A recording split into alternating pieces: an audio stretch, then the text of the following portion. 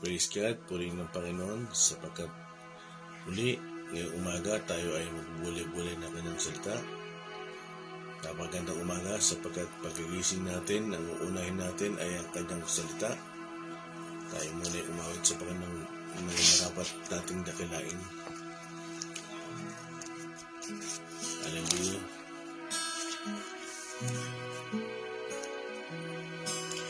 Marapat natin dakilain ang Panginoon, nag-iisang manlilikha, tanging tagapagligtas, kahanga-hanga, tagapayo, Amang mapagmahal, siya'y kublihan, pag-asa ng lahat. Isa pa, marapat.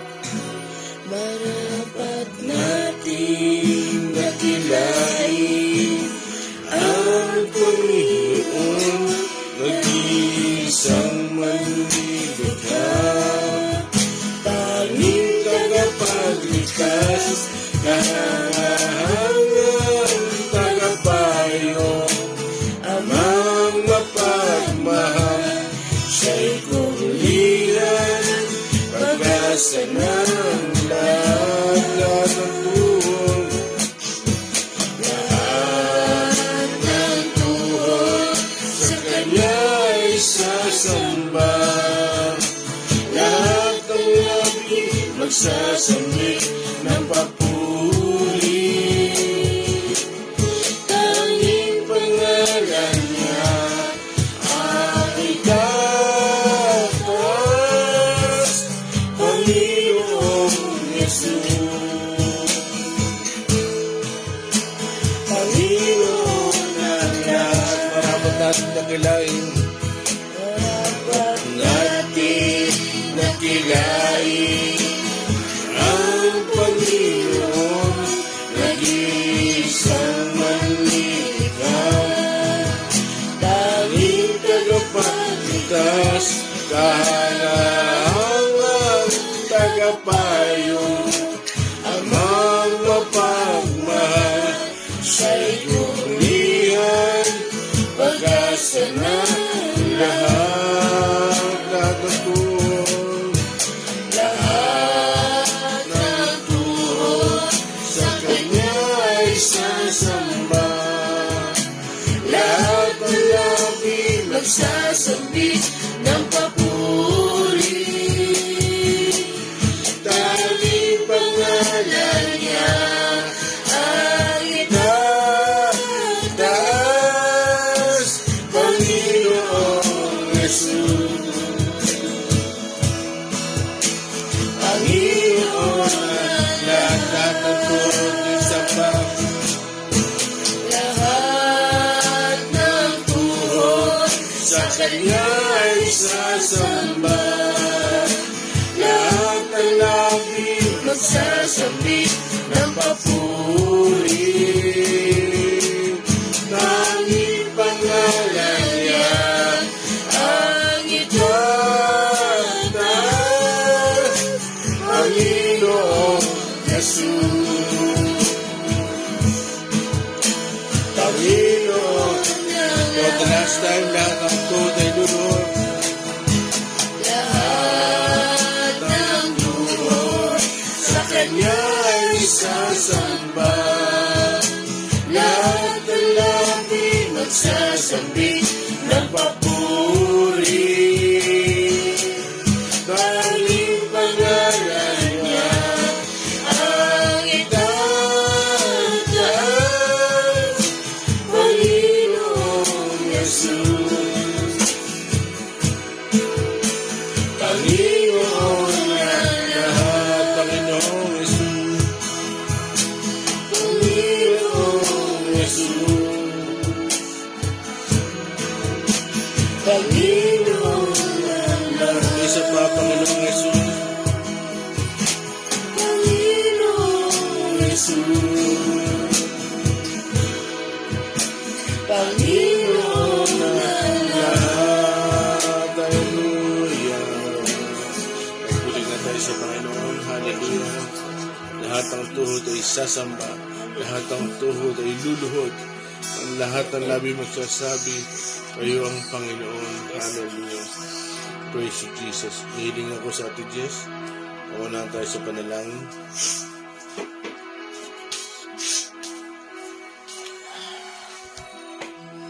Praise God. Hallelujah. We praise you, Jesus. Salamat po sa inyo, Panginoon.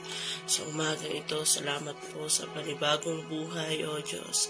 Salamat po, karapat dapat ko po kayong purihin at sambahin, Panginoon. Yes, God. Samahan niyo po ang bawat isa dito, Panginoon. Samahan niyo po ang aming Pastor Jim, Panginoon. Patuloy kayo magbigay ng mensahe. Patuloy kaming nagnanasa sa inyo, Holy Spirit. Salamat po, Panginoon. Samahan niyo din po ang makasama namin sa FB Live. Sa pangalan ni Jesus, Amen. Good morning po sa bawat isa na kasama po namin sa FB Live. Good morning po, Brother Jefferson Makalintal. Good morning po, Ate Budang. Kamusta po kayo? Sister Vicky Joaquin Villacorta, Sister Gina Yen, Pastora Leonora de los Santos. Good morning po. At sa iba pa po na manonood pa lang. Amen. Salamat sa Panginoon. Praise God. Tuloy-tuloy na tayo. Ang text natin. Marami.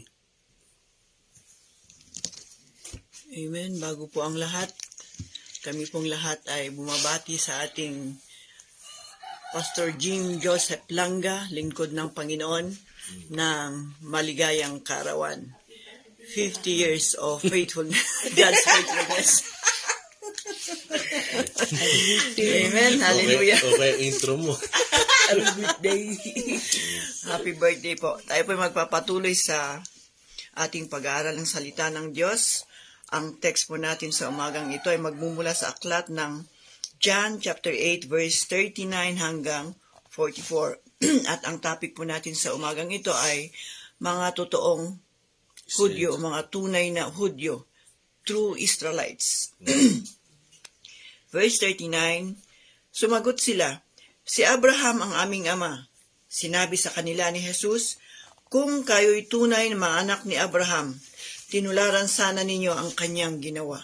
40, sinasabi ko lang ang katotohanang narinig ko mula sa Diyos, ngunit pinagsisikapan ninyong ako'y patayin. Hindi ganon ang ginawa ni Abraham. 41, ang ginagawa ninyo ay tulad ng ginawa ng iyong ama. Sumagot sila, hindi kami mga anak sa labas, iisa ang aming ama, ang Diyos. 42, sinabi ni Jesus, kung talagang ang Diyos ang inyong ama, inibig sana ninyo ako, sapagkat sa Diyos ako nanggaling. Hindi ako naparito sa sarili kong kagustuhan, kundi isinugo niya ako. 43, bakit di ninyo maunawaan ang sinasabi ko? Hindi ba ito'y dahil sa ayaw ninyong tanggapin ang itinuturo ko? 44, ang diablo ang inyong ama at ang kagustuhan niya ang ibig ninyong gawin. Noon pa man ay mamamatay tao na siya. Hindi siya pumanig sa katotohanan kailanman, sapagkat walang puwang sa kanya ang katotohanan. Likas sa kanya ang magsinungaling, sapagkat siya ay talagang sinungaling at siya ang ama ng kasinungalingan. Okay, tapang muna. So, sa 44, siguro bukas, bababad tayo dyan. No? Napasin niyo yung huling binasa ni Starami. Likas sa kanya ang magsinungaling. So, yung kalikasan ng Diablo, sinungaling. Yung kanyang image. Kaya, bababad tayo dyan siguro bukas. Malawak yan eh. Mag-start tayo sa 39 muna. Starami. 39, sumagot sila, si Abraham ang aming ama. Sinabi sa kanila ni Jesus, kung kayo'y tunay na mga anak ni Abraham, tinularan sana ninyo ang kanyang ginawa. Okay. So, napakahalaga na bilang isang magulang, no, tayo, no, yung talagang tutularan tayo ng mga anak natin, eh.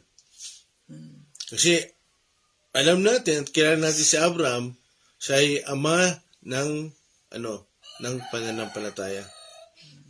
At dito, pinagmamalaki nila na ang kanilang magulang ay si Abraham. Ang kanilang ninuno ay si Abraham.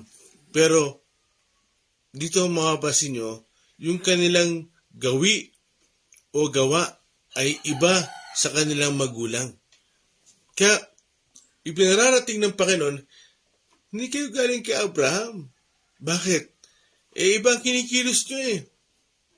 Inaakin nila. At pinagmamalaki nila na sila'y lahi ni Abraham. Totoo naman yun eh.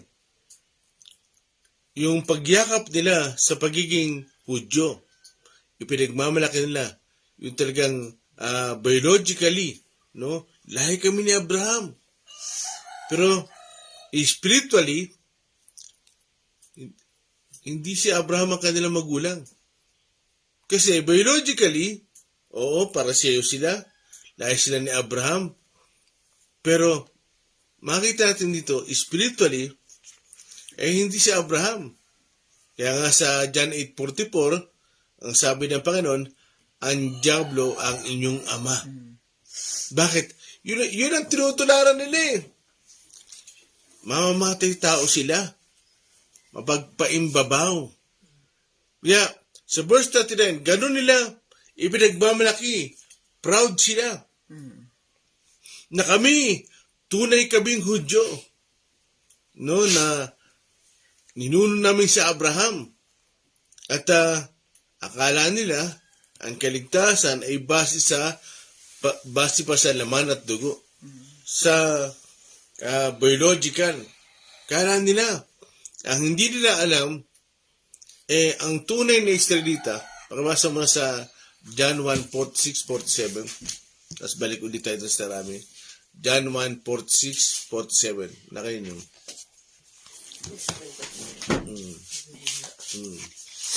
John 1, John 1:46 to 2:47. 47.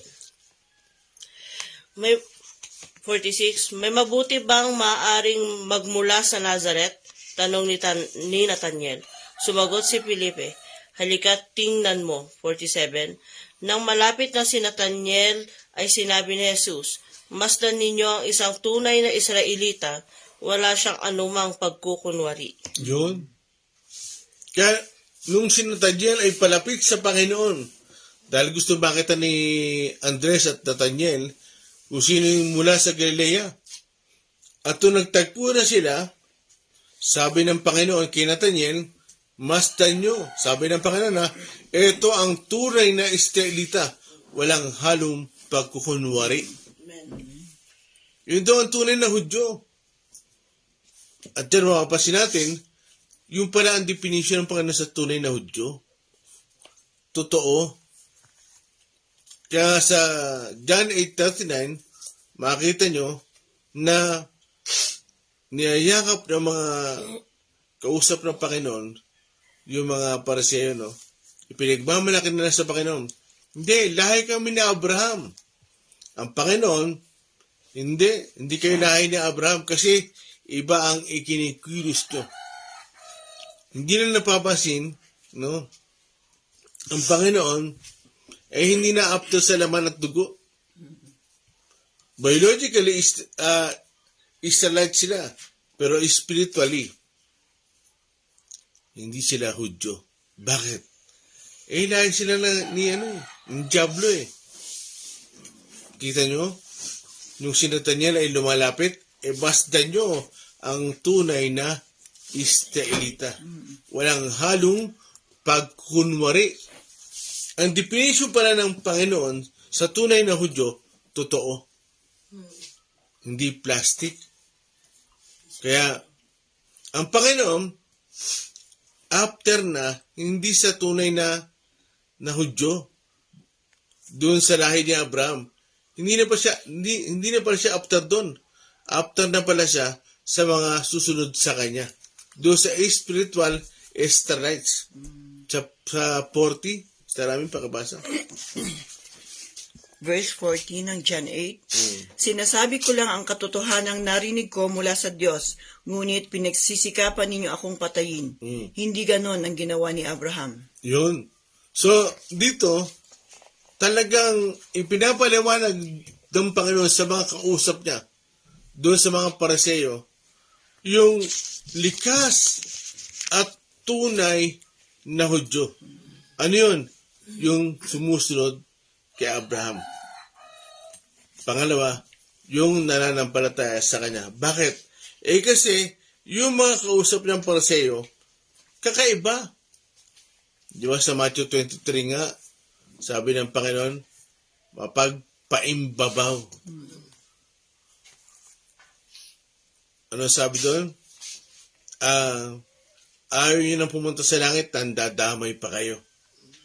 Kaya, dyan ay talagang ipinapakita ng Panginoon yung pagiging tunay na Hudyo, no? Ay talagang tapat. Lahi nga kayo ni Abraham. Pero ang totoo, iba ang iginikilos nyo. Iba ang pamantayan ninyo. Iba ang inyong karakter. Naalala nyo ba sa Matthew 3, verse 10? Ano sabi ni John the Baptist? Ang Diyos, kaya-kaya niyang magpalabas ng mga bagong lahi ni Abraham sa bato. Kaya-kaya niya. Kaya, dito, kung talagang maunawaan natin yung sinasabi ng Panginoon sa mga Pariseo na lahi nga kayo ni Abraham, pero ang pamumuhay nyo, liko. Kaya sa verse 41, Sa verse 41, ang ginagawa ninyo ay tulad ng ginawa ng iyong ama. Sumagot sila, hindi kami maanak sa labas. Iisa ang aming ama, ang Diyos. Tingnan mo, inaakid nila ng ama nila ang Diyos. Pero sabi ko nga, hindi sila naniniwala sa Panginoong Yesus. Hindi na tinatanggap ang Panginoong Yesus. Akala nila, no, talagang niyayakap nila ang pagiging tunay na Hudyo sa laman at dugo. Ang hindi nila alam, ang Panginoon nag-raise na ng mga tunay na mga Hudyo. Ano yun? Yung mga maniniwala sa Kanya. Doon daw lalabas yung mga tunay na Hudyo. Hindi na sa laman at dugo. Kasi akala nila, ang kaligtasan, base pa sa laman at dugo. Hindi na alam, ang kaligtasan, base na sa pananampalataya. Kaya, talagang pinagtitibay ng Panginoon na ang tunay na Hudyo ay yung tumatanggap sa Kanya. Pag tinatanggap po ang Panginoong Yesus, tunay kang Hudyo. Kasi, pakituloy mo ba sa, ano tayo? 42 po. Sinabi ni Jesus, kung talagang ang Diyos ang inyong ama, inibig sana ninyo ako, sapagkat sa Diyos ako nanggaling. Hindi ako naparito sa sarili kong kagustuhan, kundi isinugo niya ako. Yun. So, dito, ay sinasabi ng Panginoon, hindi niyo ako tinatanggap eh. Kung talaga ang Diyos ang ama nyo, dapat tinatanggap niyo ako. Hindi niyo ako tinatanggap eh. Pinagtataka niya pa nga akong patayin eh. Kaya, dito maunawaan natin, ang Panginoon, sa kanyang pakikipag-usap, hindi alam ng mga Pariseo na ang Panginoon ay unti-unti na nagpapakilala sa kanila kung sino ang tunay na Hudyo. Buksan natin sa, mag-umpisa tayo sa Romans chapter 3, 28:30. verse 28-30. Roma 3:28-30.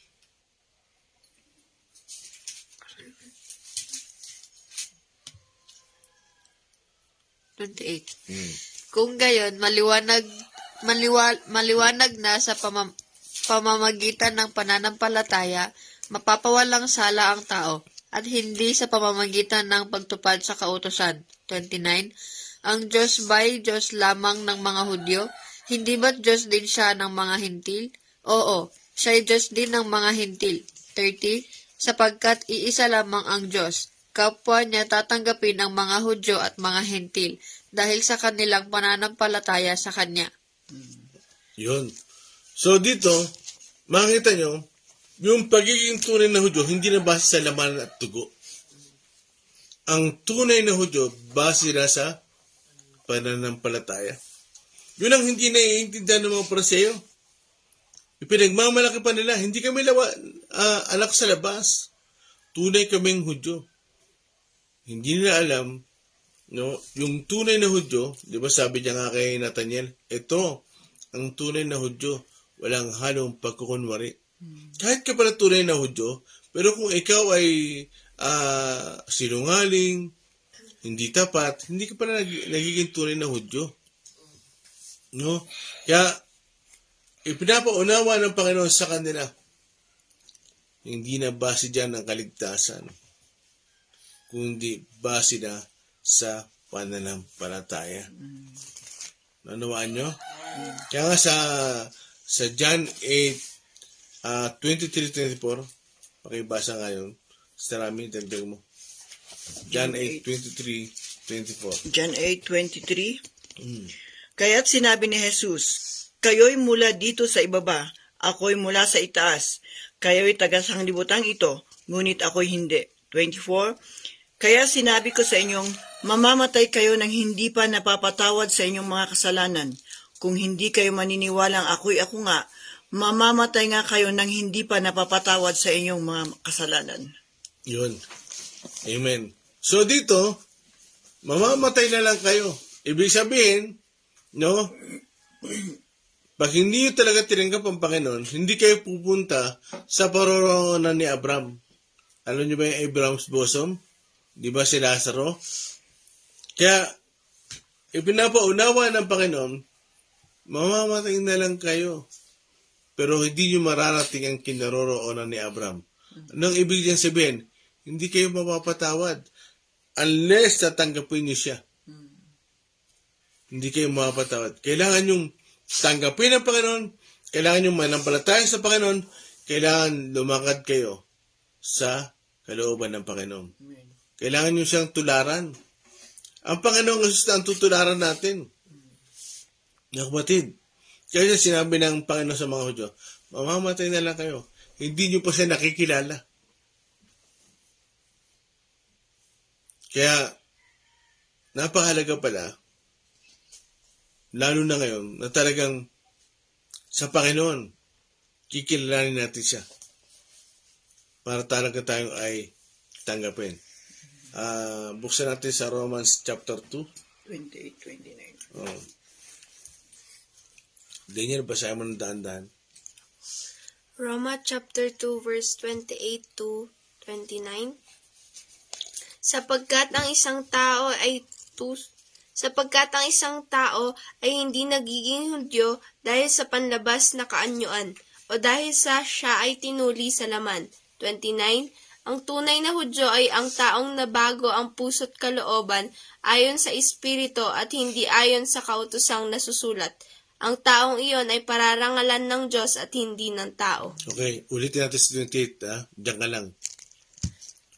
Pakiulit ulit. Sa verse 28 po, sapagkat ang isang tao ay hindi nagiging Hudyo dahil sa panlabas na kaanyuan o dahil sa siya ay tinuli sa laman. Okay, wait.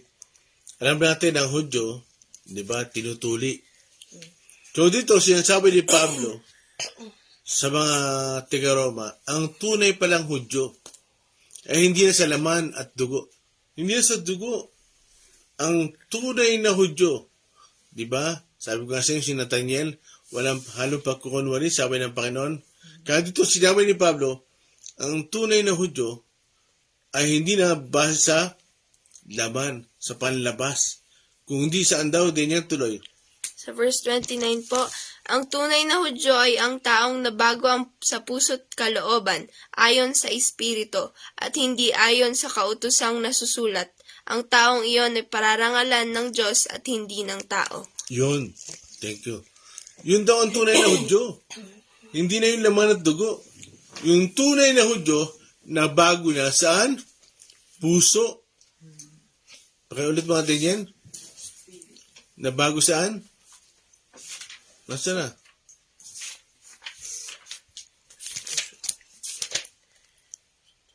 Ang tunay na Hudyo ay ang taong nabago sa puso't kalooban ayon sa Espiritu at hindi ayon sa kautusang nasusulat. Yun, hindi na base sa kautusan, hindi na base sa pagtutuli, kasi mga Hudyo, tinutuli yan. No? Hindi na base doon. Hindi na base sa lahi ka ni Abraham, hindi doon. Ang tunay na Hudyo ay nabago sa puso at kalooban. Hindi pang labas, looban. Yung loob, base sa Espiritu. Kaya dito, nais sabihin ng Panginoon, doon sa mga Pariseo, hindi na yan. Hindi na yan ang talagang, dapat talagang panghawakan. Kung hindi, yung nabago ka na sa puso at isipan. Kasi, inaakit nga nila sila ay lahi ni Abraham, pero ibang-iba. Liko ang pamumuhay nila. Taliwas. Kasi nga, sabi, sinasabi niyo lahi kayo ni Abraham, pero hindi niyo naman siya tinutularan. Kasi ngayon, para talagang maging spiritual Israelites ka, no? Hindi na si Abraham ang tutularan natin. Sino? Si Kristo. Yung ating pananampalataya kay Kristo at yung pagsunod natin kay Kristo, di ba? Yung pagtulad natin kay Kristo, doon daw lahat ng tao ituturing ng mga Hudyo. Di ba? Anong binasa ni Daniel sa Roma 3:29? Ang tunay na Hudyo hindi na base sa kautusan, kundi base saan? Sa puso at espiritu. Yung nabago sa loob, yun daw ang tunay na Hudyo. No? Hindi na yung base sa dugo. Yung pinagmamalaki ng mga Hudyo, hindi na yan. Mga Hudyo nga sila. Kaya alam niyo ba yung sinasabi sa Romans 10:9? Buksan natin Romans 10:9. Romans 10:9.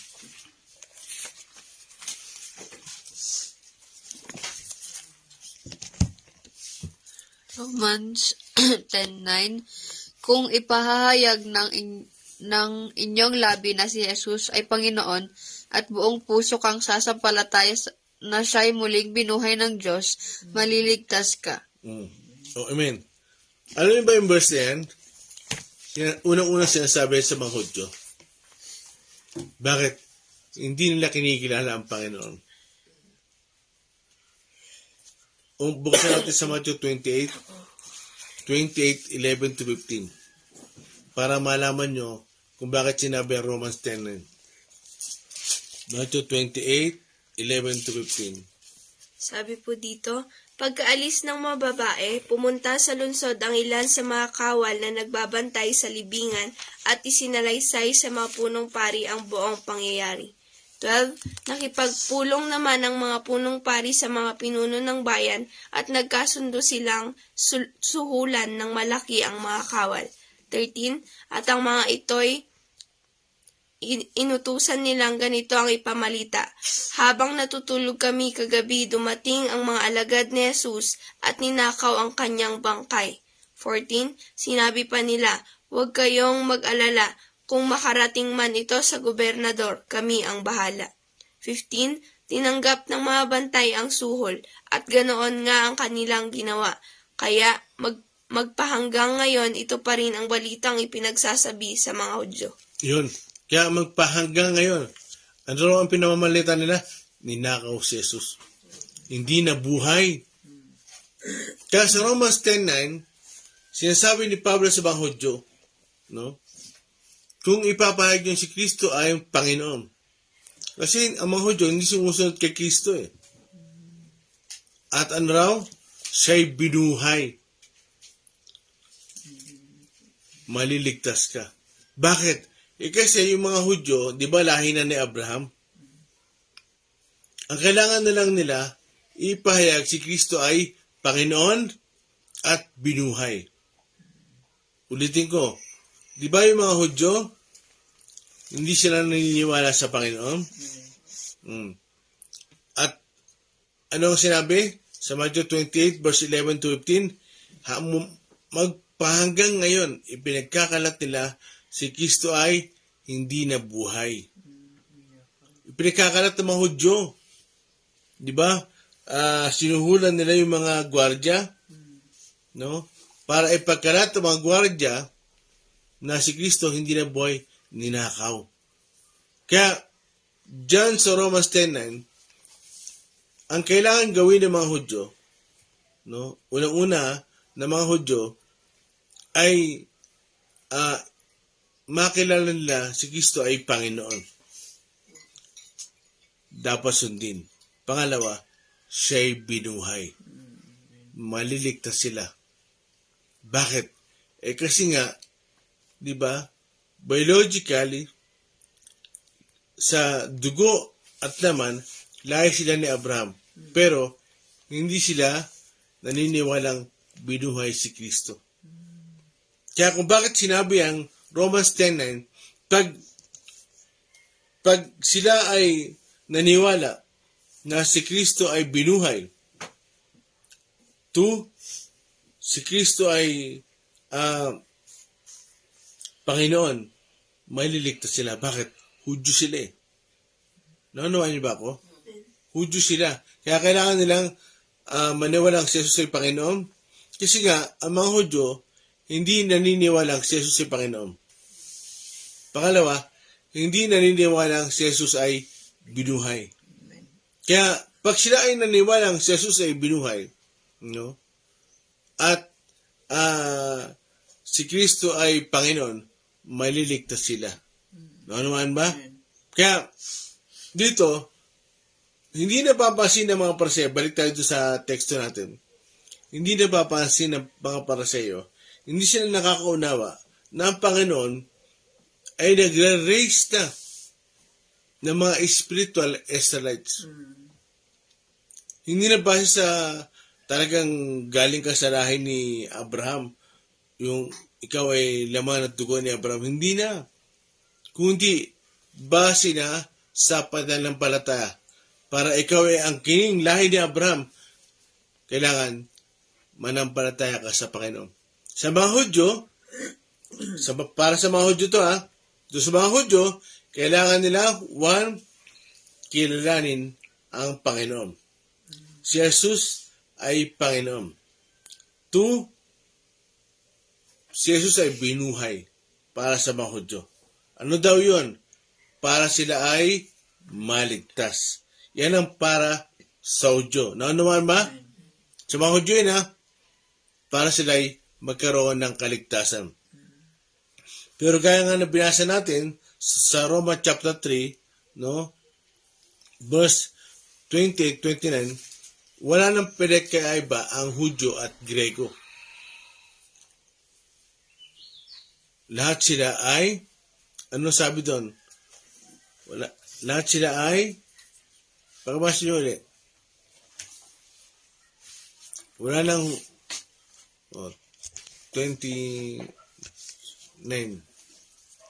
Verse 29. Ang Diyos ba'y Diyos lamang ng mga Hudyo? Hindi ba't Diyos din sila ng mga hintil? Oo, siya'y Diyos din ng mga hintil. 30. Sapagkat iisa lamang ang Diyos, kapwa niya tatanggapin ang mga Hudyo at mga hintil dahil sa kanilang pananampalataya sa Kanya. Yun, dahil sa pananampalataya, wala nang pinagkaiba. Kaya, buksan natin sa Galatia 3:28-29. Galatia chapter 3 verse 28 to 29. Wala nang pagkakaiba ang Hudyo at ang Grego, ang alipin at ang malaya, ang lalaki at ang babae. Kayong lahat ay iisa na dahil sa inyong pakikipag-isa kay Kristo Jesus. 29. At kung kayo'y kay Kristo, kayo'y lahi ni Abraham at tagapagmana ng mga pangako ng Diyos. Amen. So kung kayo ay kay Kristo, kayo'y lahi na ni Abraham. Hindi na pala pinag-uusapan ditong hintil ka o Hudyo ka. Basta as long na ikaw ay nananampalataya, ikaw pala'y lahi na ni Abraham. At, ano yun? Tatanggap ka rin ng pangako. Hindi na pala yung, hindi na pala dahil sa Pariseo ka, no? at talagang ang dugo mo ay Hudyo, hindi na pala yun. Hindi na pala base sa dugo, kundi base na sa pananampalataya. Kaya, next verse natin sa Rami? Takbo tayo. Lakad tayo. 43. Bakit hindi ninyo maunawaan ang sinasabi ko? Hindi ba't ito'y dahil sa ayaw niyong tanggapin ang itinuturo ko? Yun. So dito, hindi nila matanggap ang Panginoon. Kaya hindi sila makaunawa. Ang dapat pala, tanggapin muna ang Panginoon bago sila makaunawa. Ang gusto kasi ng mga Hudyo, maunawaan muna nila bago tanggapin. Kailangan pala, yung i-accept mo muna bago ka unti-unting makaunawa. Naalala niyo ba sa 2 Corinthians chapter 4 verse 3? Pagabasa niyo nga. 2 Corinthians din yun, lapit. Anong oras pa ba? 38. O yun. O sige, din yan. 2 Corinthians, Chapter 4 verse 3 to 4. verse 3 to 4. Kung may tabing pa ang magandang balitang ipinapahayag namin, ito'y natatabingan lamang para sa mga napapahamak. 4. Hindi sila sumasampalataya sapagkat ang kanilang isip ay binulag ng Diyos ng kasamaan sa daigdig na ito, upang hindi nila makita ang liwanag ng magandang balita tungkol sa kalwalhatian ni Kristo na siyang larawan ng Diyos. Yun. No? Talagang yung isipan nila ay natakpan. Kasi bakit? Hindi sila naniniwala sa Panginoon. Hindi nila tinatanggap ang Panginoon. Kasi dyan sa 43, kailangan pala believe before you understand. Kailangan pala maniwala ka muna bago mo maunawaan. Kasi ang gusto ng mga Pariseo ay maunawaan mo nila bago nila tanggapin. Kaya dyan, maunawaan natin sa 2 Corinthians dahil hindi sila lumalapit sa Panginoon, hindi nabubuksan yung kanilang isipan. Amen? Kaya, mahalaga pala yun na kailangan tanggapin mo muna bago mo maunawaan. Naalala niyo ba yung sa Romans 10:17? Romans 10:17.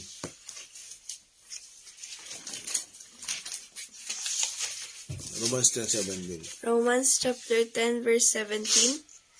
Kaya't ang pananampalataya ay bunga ng pakikinig at ang pakikinig naman ay bunga ng pangangaral tungkol kay Kristo. 18. Subalit ang tanong ko'y ganito, hindi kaya sila nakapakinig? Oo, sila'y nakapakinig sapagkat nasusulat, abot sa lahat ng dako ang kanilang tinig. Balita ay umaabot hanggang sa dulo ng daigdig. Amen. So, dito ba kita nyo? Faith cometh by hearing. By hearing the word of God. So, eto mga Pariseo pala,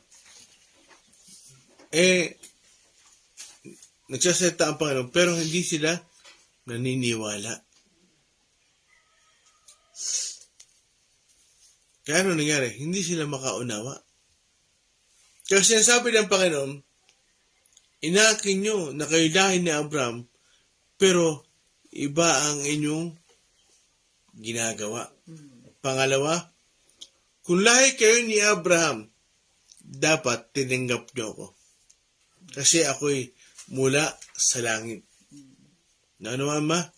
Mula daw siya sa langit. Kasi, ang ginagawa ng Panginoon, ang ginagawa niya ay base lamang sa narinig. Sabi doon, base lamang sa narinig niya sa kanyang ama. Kaya sa verse 42 nga sa rami, Verse 42. Sinabi ni Jesus, kung talagang ang Diyos ang inyong ama, inibig sana ninyo ako, sapagkat sa Diyos ako nanggaling. Hindi ako naparito sa sarili kong kagustuhan, kundi isinugo niya ako. Yun. Ang problema, hindi nila tinatanggap ang Panginoon. Kaya di ba sabi ko nga sa inyo, sa Romans 10:9, no? Yung mga Hudyo, hindi nila tinatanggap ang Panginoon. Kaya, maliban, tanggapin nila ang Panginoon sa kanilang buhay at maniwala silang ang Panginoon ay nabuhay na maguli, maliligtas sila. Bakit? Kasi biologically, Hudyo na sila. Connected na sila. Pero ganun pa man, kaya nasabi ko, hindi na base sa dugo yan. Base na sa pananampalataya kay Kristo. Pag gusto mong maging tunay na Hudyo, base kay Kristo na. Hindi na base kay Abraham. Base na kay Kristo. Magiging tunay kang Hudyo. Kaya, si 43, bago tayo pumunta ng 44, sabi ng Panginoon, hindi nyo ako matanggap kaya hindi kayo makaunawa. Mahalaga pala yun, na talagang tanggapin mo muna bago makaunawa. Kasi, di ba, sa atin, kalimitan sinasabi natin, sa sanlibutan, to see is to believe. Pero sa Panginoon pala, iba. Believe is to see. Kailangan mong tanggapin muna bago maintindihan. Amen? Yan ang sinasabi ng Panginoon sa mga Hudyo. Kaya sa John 8:44, yan, punta na tayo dito. John 8:44. Sa harapan ka sa may oras pa ba? Okay, sige. Ang Diablo ang inyong ama at ang kagustuhan niya ang ibig ninyong gawin. Noon pa man ay mamamatay tao na siya. Hindi siya pumanig sa katotohanan kailanman, sapagkat walang puwang sa kanya ang katotohanan. Likas sa kanya ang magsinungaling, sapagkat siya ay talagang sinungaling, at siya ang ama ng kasinungalingan. Okay. So dito sa 44, nagsalita na ang Panginoon na medyo mabigat. Nagsalita na siya with authority. Bakit? Bro mo, sabihin niya sa mga Pariseo, hindi siya Abraham ang tatay niyo. Ang Diablo. Kung kayo ang sabihin ng ganun, away yan. No, kaya, bukas, pag-aaral natin yung tungkol sa Diablo. Kung ano yung kanya mga strategy, at kung sino yung mga gusto niyang pabaksakin, at ano yung layo niya ng Diablo, pag-aaral natin yan. Kasi ngayon, baka mabitin ako. Pero, magbibigay na ako ng paumbisa. So dito, sinabi ng Panginoon sa mga Pariseo, hindi si Abraham ang tatay niyo. Bakit? Iba kasi ang kinikilos to. Kasi di ba, mayroong salita tayong yung like father, like son. Nagmana ka sa tatay mo. Kung ano yung kinikilos mo, yun ang nakikita mo sa tatay mo. Di sabi ng Panginoon, dapat tinuraran nyo si Abraham. Hindi. Iba ang iniisip nyo. Iba ang kinikilis nyo. Bakit? Pinagnanasan nyo akong patayin . Sino ba ang ugali ng yan? Di ba? Ang Diablo. Mamamatay siya. Kaya, dahil sinabi ng Panginoon, ang Diablo ang inyong ama. Pero naglilikod sa templo, lahi ni Abraham, sinabihan na, ang Diablo ang inyong ama. Ay di ba, pag di ba naman uminit ang ulo mo? Kaya minsan, hindi nga tayo nakikipagdebate.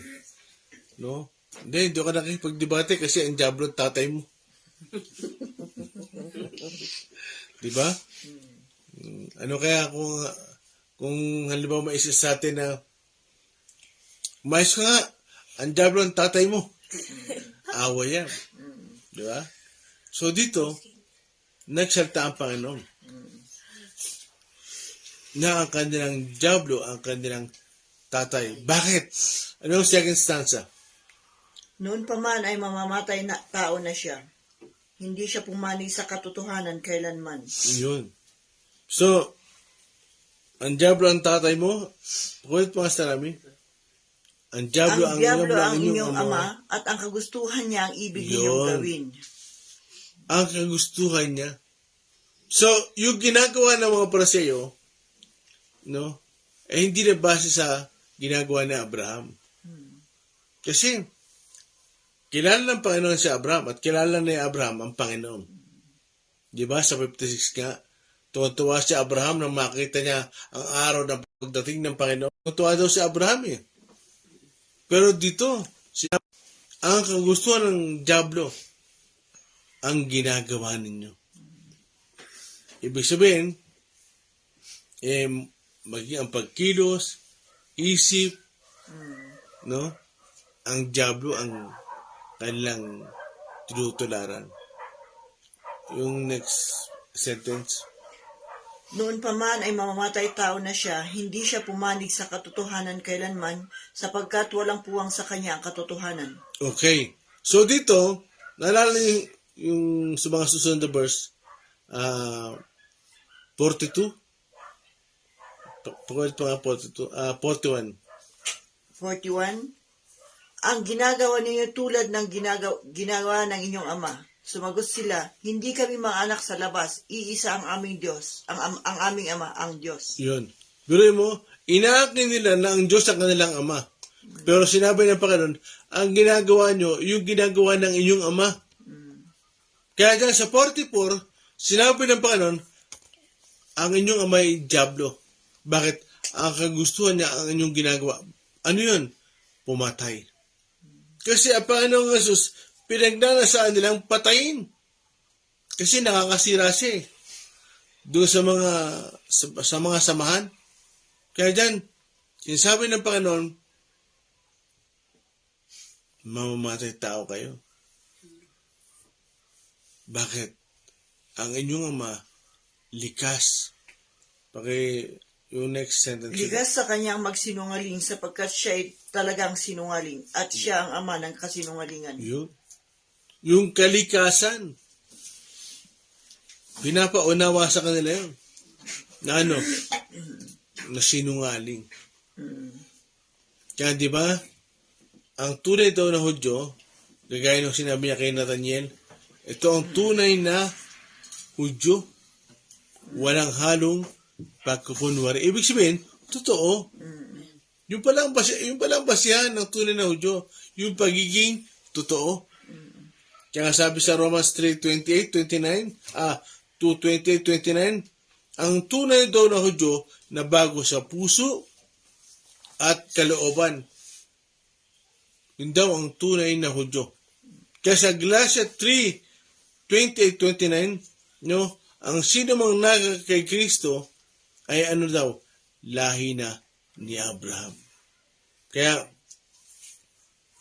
maunawa natin ito, na sinabi ng Panginoon sa kanila na tahasan ang inyong ama ay Diablo. At ang kagustuhan niya ang ginagawa ninyo. So, mabigat.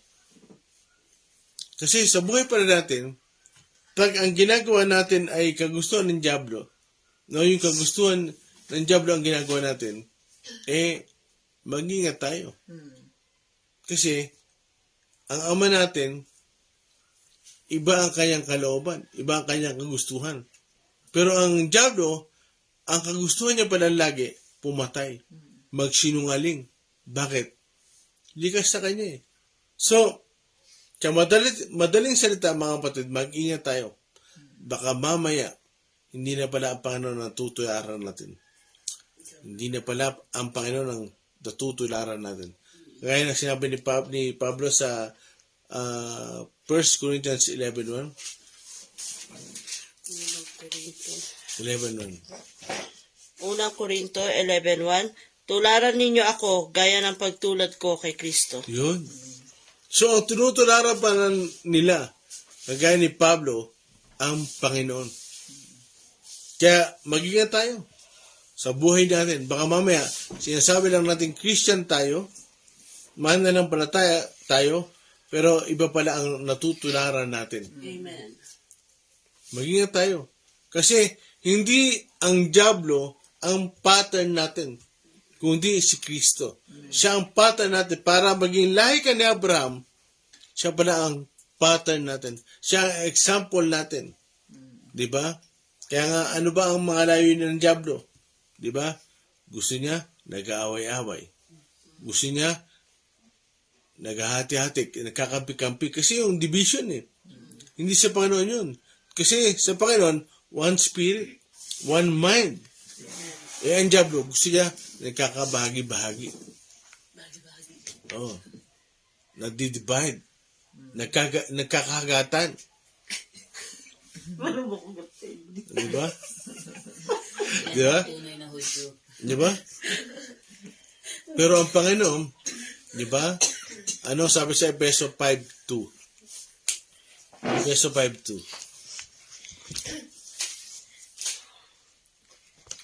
Efeso chapter 5 verse 2, mamuhay kayong puno ng pag-ibig tulad ni Kristo. Dahil sa kanyang pag-ibig sa atin, inialay niya ang kanyang buhay bilang mabangong alay at handog sa Diyos. Yun. Tularan doon natin ang Panginoon, yung handang magsakripisyo sa iba. Kaya dyan, sinasabi ng Panginoon sa John 8:44, no? Doon sa mga Pariseo, hindi si Abraham. Kasi, hindi siya ang tinutularan nyo. Bakit? Pinagnanasaan nyo akong patayin eh. Kasi kung ang Diyos ang tatay nyo, may pag-ibig kayo. Kasi ang Diyos ay pag-ibig. Sabi sa 1 John 4:8. Kasi ang Diyos natin ay pag-ibig. At ang Panginoon, mula sa langit. Pero ano nangyari? Hindi siya tinatanggap ng mga Hudyo. Kaya, taliwas na taliwas ang ikinikilos nila, ang pamumuhay nila doon sa sinasabi nila. Kaya, naalala ko, yung mga, nung si Pedro ay napuspos, sa Acts chapter 2, verse 10, pakabasa mo. Tapos talong ka na doon. Diyan ako magtatapos. Oh, gawa 2. 10. 2:36. Yeah, basahin mo muna sa 10. Ito yung napuspos si Pedro eh. At tangaran sa Roma. Verse 10. Mayroon pa sa ating taga Phrygia at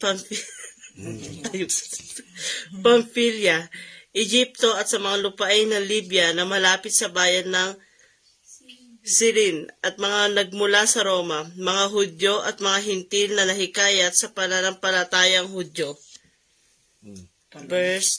Talon po tayo sa verse 36. 2:38. Kaya't dapat malaman ng buong Israel na itong si Jesus na ipinako ninyo sa krus ay siyang ginawa ng Diyos na Panginoon at Kristo. Okay, wait ha. Pakiulit mo ulit. Makinig kayo ha. Ito sinasabi sa mga buong Israel. Ha? Kasi anong senaryo yan? Yan yung napuspos yung mga alagad. At maraming tao, iba't ibang lugar. Halo-halo, mayroong mga Hudyo, mayroong mga Romano, may mga Ehipto, may Pamphylia. Yan yung time na napuspos si Pedro. Kaya, pakinggan natin. Verse 36, kaya dapat malaman ng buong Israel na itong si Jesus na ipinako ninyo sa krus ay siyang ginawa ng Diyos na Panginoon at Kristo. 37, nabagabag ang kanilang kalooban na marinig ito, kaya tinanong nila si Pedro at ang ibang mga apostol, mga kapatid, ano ang dapat naming gawin? 38, sumagot si Pedro, pagsisihan nyo talikuran ang inyong mga kasalanan at magpabautismo kayo sa pangalan ni Hesukristo upang kayo'y patawarin at tatanggapin ninyo ang kaloob ng Espiritu Santo. Amen. So, yan yung yan yung napuspos si Pedro. Kaya sabi niya sa mga Israelita, sa verse 36, mga Israelita, yung ipinako yung si Kristo ay nabuhay na mga guli. Nabuhay na magguli. Kaya, diyan sinabi ni Pedro, magsisi kayo at talikuran ang inyong mga kasalanan at ipagkakalob sa inyo ang Espiritu. Mga kapatid, yan ang gusto ng Panginoon na gawin niya tayong mga anak. Kailangan nating magsisi, talikuran ang mga kasalanan natin at tayo'y pagkakaloban ng Espiritu Santo. Ang pagiging Hudyo pala natin ay base na sa Espiritu. Hindi na base sa laman. Kaya, Diyan muna ako magtatapos. Bukas, verse 44 tayo. Pagkaanan natin ng Diablo at yung kanyang layunin. Ano ba yung gusto niya? Paano ba siya mandaya? Bukas yan ang topic natin.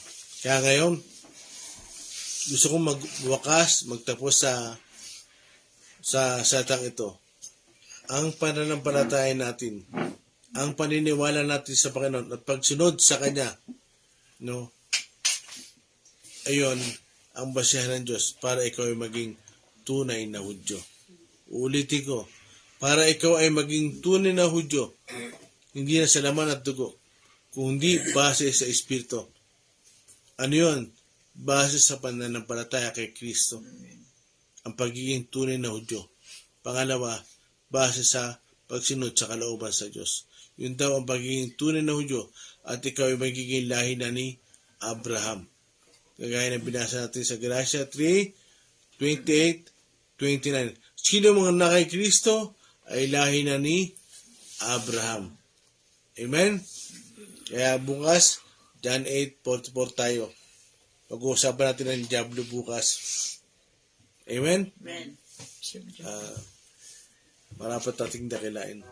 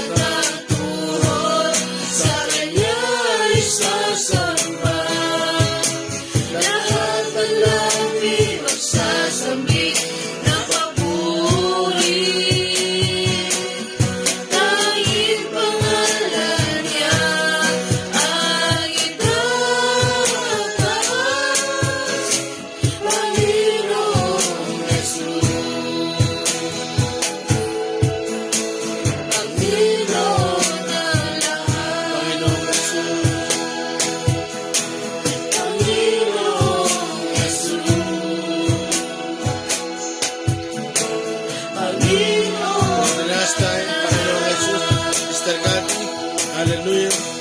Panginoon Jesus. Hallelujah. Panginoon ang lahat. Glory, glory. Hallelujah. Salamat na tayo sa Panginoon. Lord Jesus, salamat sa inyo. Salamat sa umaga ito.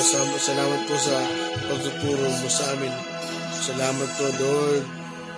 Ang pananampalataya po namin sa inyo ay pagkilala, Panginoon, na kayo ang Kristo o Diyos.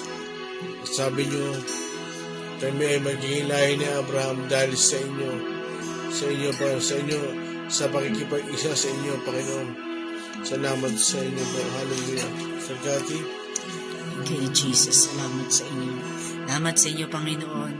Lord God, tulungan nyo kami, Panginoon, ang aming puso at isipan ay tunay ngang maging malinis at karapat-dapat, Lord. Tulungan nyo kami na masunod ang inyong panuntunan sa aming buhay, Panginoon, at kayo po ang makita sa amin. Salamat sa inyo, O God. Salamat sa inyo.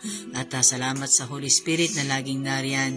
At kami ay tinutulungan, Panginoon, at ginagabayan sa aming araw-araw na galaw at pagkilos, pag-udyok para hindi kami makagawa ng patuloy na kasalanan, Lord. Salamat sa inyo at sa inyong tulong. Kami ay magtatagumpay sa aming mga nagpapahirap sa amin, sa aming mga kahinaan. Lord God, salamat po, Ama, itong aming panalangin sa bawat isa. At ngayong umaga, Panginoon, ay nagpapasalamat din kami sapagkat binigyan niyo po ng dagdag na buhay, Panginoon, ng aming pastor. Lord, 2 years ago siya na-stroke, akala namin wala na.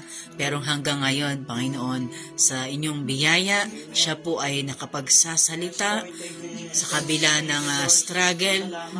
Hindi man nahahalata ng iba, pero ikaw, Panginoon, alam mo lahat ang nagaganap sa kanya.